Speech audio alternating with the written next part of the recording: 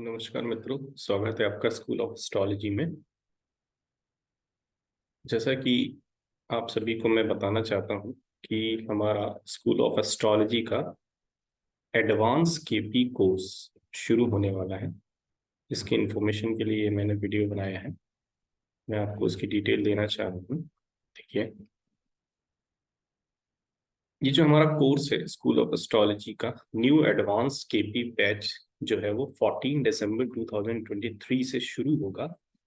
इसकी जो फीस होगी वो 3,100 रुपीज होगी, पूरे कोर्स की फीस। आप मेरे इस कोर्स के लिए मेरे व्हाट्सएप नंबर से संपर्क कर सकते हैं। इस कोर्स में हम क्या क्या सीखेंगे, इसकी जानकारी कुछ इस प्रकार से है। देखें, हमने बेसिक में काफी चीजें पढ़ ली, हमने इवेंट्स पढ़ लिया, हमने ग्रहों को जान लिया, स्क्रिप्ट रीडिंग जान ली। अब हम उस स्क्रिप्ट रीडिंग के कॉन्सेप्ट को थोड़ा से फॉर्मूले के हेल्प से एडवांस करेंगे।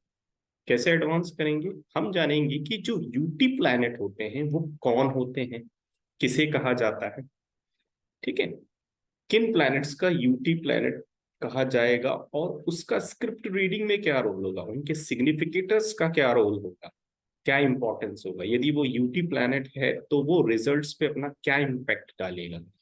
इस कॉन्सेप्ट को जानेंगे हम। इंडिपेंडेंट हाउस क्या होते हैं, या जिसे हम हिडन हाउस कहते हैं, तो हिडन हाउस कॉन्सेप्ट क्या है वो जानेंगे हम। इम्प्रूविंग भावा कॉन्सेप्ट जानेंगे हम। इसमें जानेंगे कि कोई भी प्लैनेट ना तो मैलेफिक होता है ना ही बेनिफिक होता है कृष्ण मूर्ति पद्धति में।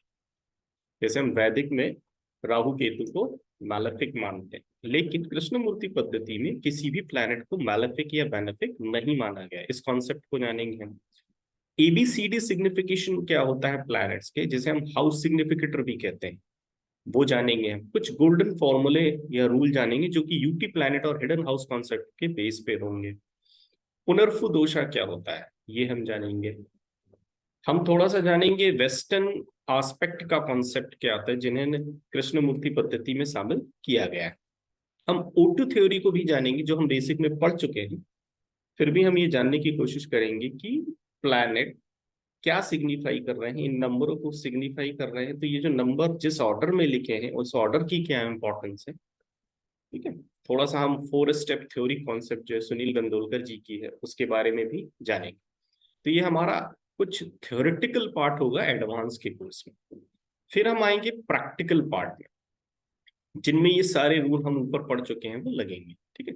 प्रैक्टिकल पार्ट में हम थोड़ा सा ये सीखेंगे कि मून ट्रांजिट बेस्ड इवेंट क्या होते हैं।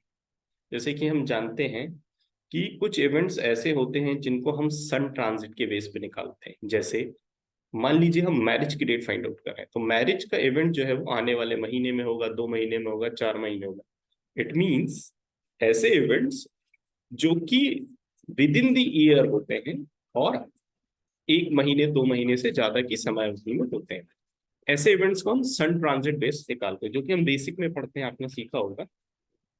उसी प्रकार से हम मून ट्रांजिट का डे टू डे लाइफ में क्या इम्पैक्ट, हमारा आज का दिन कैसा जाएगा, आज हमारे साथ क्या होगा, this is all based on the moon transit.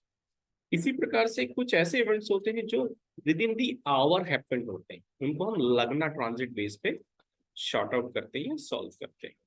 कुछ ऐसे इवेंट्स होते हैं जिनमें हमें बहुत समय लगने वाला, जैसे 2 साल 3 साल 4 साल। फॉर एग्जाम्पल, एक मदर आती है जिसका लड़का 18 ईयर का, अब वो पूछती है कि इसकी शादी कब होगी, तो ऑब्वियस सी बात है नेक्स्ट ईयर तो होगी नहीं, 3 साल बाद होगी, 4 साल बाद होगी। तो ऐसे इवेंट्स जो हैं जुपिटर ट्रांजिट से निकालते हैं। कुछ शॉर्ट फॉर्मूलाज होते हैं जिसके बेस पे कृष्णमूर्ति पद्धति में कई चीजें की जाती है। जैसे किसी व्यक्ति ने आपसे कोई क्वेश्चन किया और उसका आंसर वो यस और नो में चाहता है, तो how we can answer in yes और नो। एक एलएसआरडी मेथड होती है। एलएसआरडी मेथड से हम कैसे, किसी यदि क्लाइंट ने हमें 4 ऑप्शन दिया तो उसमें से वो पूछेगा कि इसमें से मैं कौन से ऑप्शन को चूज करूं जो मेरे फ्रूटफुल हो, तो हम एलएसआरडी मेथड का यूज करते हैं। एलएसआरडी के साथ हम हॉरेरी भी यूज करते हैं, वो भी हम सीखेंगे, ठीक है। अभी हमने देखा था कुछ इवेंट्स ऐसे हैं जो कि within the hour happen होने वाले, जैसे what time spouse will come back, ठीक है। तो ये ऐसे इवेंट है जो कुछ समय में घटित होने वाले। फिर हम यहाँ पर बीटीआर का एडवांस सीखेंगे, जिसमें हम दो चीजें सीखेंगे। सबसे पहले तो हमारे सामने कोई कुंडली आई है, वो कुंडली करेक्ट है और इनकरेक्ट है, उसमें कितने रेक्टिफिकेशन की जरूरत है, सबसे पहले तो हम ये सीखेंगे। दूसरा, यदि वो हमसे कहता है कि मेरा समय जो है वो आधे घंटे का अंतर है, 1 घंटे का अंतर है, 2 घंटे का अंतर है, 10 मिनट का अंतर है, 20 सेकंड का अंतर है, इसको हम कैसे रेक्टिफाई कर सकते हैं।